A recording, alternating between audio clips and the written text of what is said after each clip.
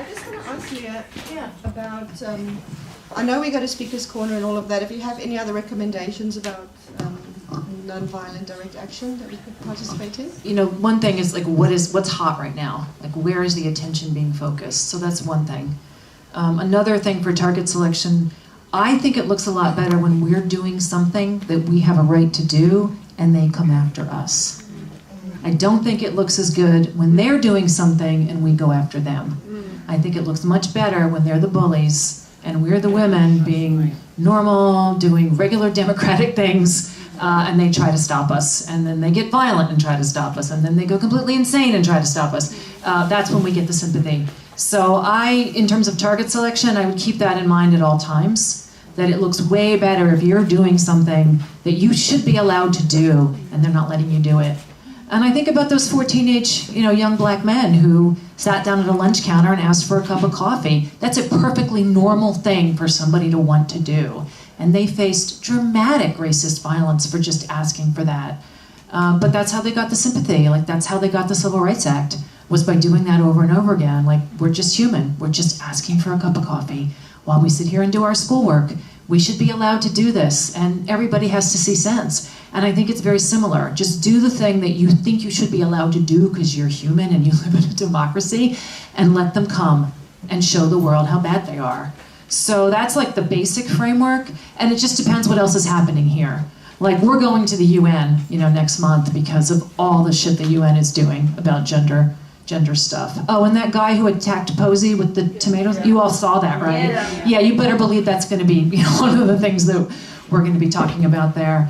And we have a right to protest. We have a right to be there, to assemble in public and, to make our voices heard. And probably we're going to face some, I don't know how much, it just depends. Because sometimes these things kick off, sometimes they don't. We've done lots of protests where literally nothing happens.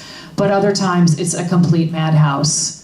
And they do get quite violent, so you just have to be prepared. But, it just depends what else is happening here. What are the other kind of issues that are bubbling up, and where can you go to do something about it, and then, attract that kind of negative attention from them. Like the women's ponds, I think. Oh, that's perfect. You have a right to that pond. It's been yours for 100 years. You should be allowed to be there with no men present. Yeah, that would be perfect. Hi, I just got a question, and more a call out, a question to the room is, I've organised events in the past, and I've organised direct action, and I've been to a lot of conferences, and as wonderful as they are, it kind of feels like we're often having the same conversations with very similar women in the audience, on the stage. I would really like our next thing to be training women in direct action, how to put it together, how to publicise it, how to network. Women with an idea can get together and have a brainstorm session. Just would like to know what women feel about this, because I'm sick of coming to places where I'm sitting down and it's great to meet and to network, but we know it. We kind of know it all now. We know all of the backstory. We've all got a PhD in turvery by this point. I'm sure. And I'd really like to start putting it into action and building those networks and teaching each other how to do it. So if anybody would like to get on board with that, come and see me. Lierre, I'd love to have a little chat with you, because I'd love to put something together, because I'm really, this is what I think my next project should be, and I think a lot of us should put our heads towards that, because it's just breaking through. The media is totally captured, everything is captured. I don't think it's ever been like this in the whole world, where you have 1 or 2 organisations at the top who can set an agenda. So just wondered what women think about that, if you'd like to get involved and if you go to an event like that.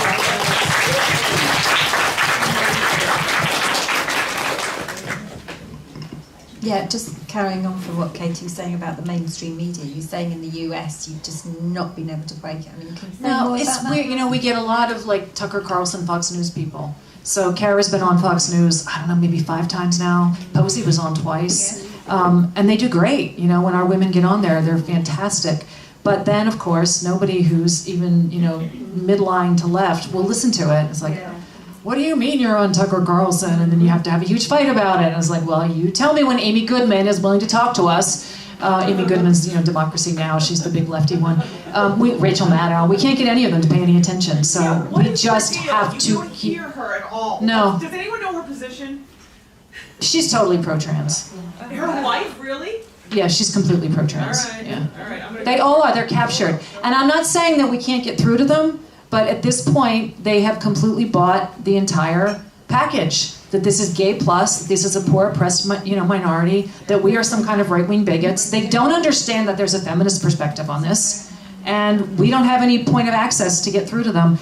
I will say that a lot of these people on that side of the media, we have tried. It's not like we haven't tried. They've been sent giant packets of information. We have tried calling. Anyone who has public sway has pulled on it and tried to get them, and they just will not budge. Part of it is they know what side their bread is buttered on. They know who's funding them. They know what will happen to them if they're the first one to put their heads above the parapet. They know. They know. And they're cowards. And it's really frustrating. They are cowards. But you know that Democrats watch Fox News, they watch Tucker Carlson, so I think Tucker Carlson is okay. The last thing look at that magpie. We don't have those in the United States, so I just saw a beautiful magpie.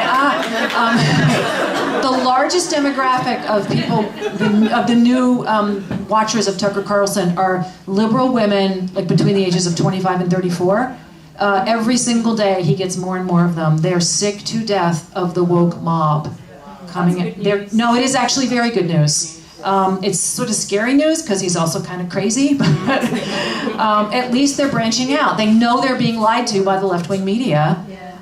So that's number one, but I'll just repeat again. The first time that Kara Dansky went on Tucker Carlson, the Wolf website crashed because we had over 1 million hits in 1 hour.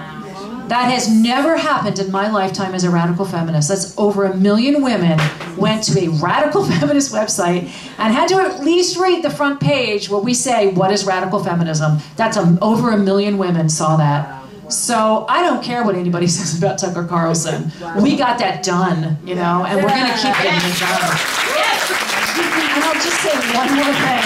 Why don't conservative women deserve radical feminism? Why don't we? They're another demographic of women who need this information. They need to hear that there's a war against women. They need to hear that there's rape and battering, and they need to hear it. Like, why aren't we? I don't understand why we're not allowed to talk to them. We've converted so many of them in the last 5 years. Why are we getting trashed for talking to conservatives? I don't understand this at all. Do you want to make... Sorry, okay, no. It's changing.